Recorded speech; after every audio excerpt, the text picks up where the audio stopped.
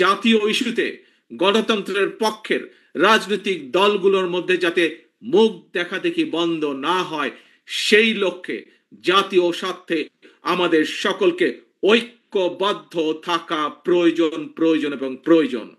যিনি যেই দলেরই সদস্য, রাজনৈতিক দলেরই সদস্য হন না কেন, আমাদের অবশ্যই সকলের একটি কথা মনে রাখা দরকার।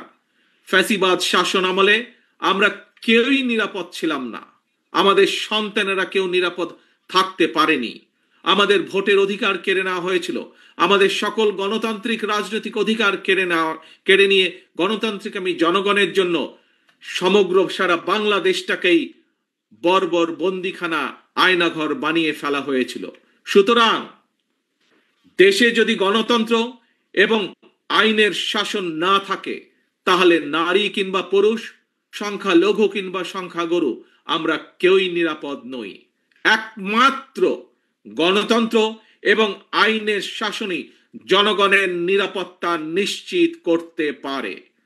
সেজন্যই আসুন দেশে গণতন্ত্র এবং আইনের শাসন নিশ্চিত করার জন্য, রাষ্ট্র এবং সরকারে জনগণের কর্তৃত্ব প্রতিষ্ঠা করার জন্য হাজারো শহীদের রক্তের বিনিময়ে অর্জিত আমাদের গণতান্ত্রিক রাজনৈতিক অধিকারগুলোর সুষ্ঠু প্রয়োগ এবং চর্চা করি। প্রিয় ভাই বোনেরা, প্রিয় রাজনৈতিক দলের সদস্যবৃন্দ, বিভিন্ন ইস্যুতে আমাদের মধ্যে ভিন্ন ভিন্ন মতভেদ থাকবে, কিন্তু সেই ভিন্ন মত নিরসনে আলোচনা হবে। মোনালিসা হেভি ফ্লো 15 পিস প্যাকেটের সাথে 8 পিসের একটি প্যাকেট একদম ফ্রি। তবে জাতীয় ইস্যুতে গণতন্ত্রের পক্ষের রাজনৈতিক দলগুলোর মধ্যে যাতে মুখ দেখাদেখি বন্ধ না হয়, সেই লক্ষ্যে জাতীয় স্বার্থে আমাদের সকলকে ঐক্যবদ্ধ থাকা প্রয়োজন প্রয়োজন এবং প্রয়োজন। কারণ আমি বিশ্বাস করি জাতীয় স্বার্থে আমাদের সকলকে ঐক্যবদ্ধ থাকা প্রয়োজন। কারণ আমি বিশ্বাস করি ধর্ম, দর্শন, মত যার যার, রাষ্ট্র আমাদের সবার। স্বাধীনতা প্রিয় গণতান্ত্রিক প্রিয় ভাই ও বোনেরা, জনগণের রায় রাষ্ট্র পরিচালনার দায়িত্ব পেলে বিএনপি কি ধরনের রাষ্ট্র, সরকার এবং রাজনীতি পরিচালনা করবে, দলের পক্ষ থেকে ইতিমধ্যেই 31 দফার মাধ্যমে একটি রূপরেখা জনগণের সামনে আমরা উপস্থাপন করেছি।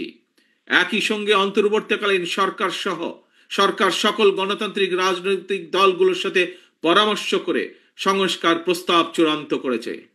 তবে দেশ এবং জনগণের কল্যাণে এই সকল কর্মসূচি বাস্তবায়নের জন্য বিএনপি দেশ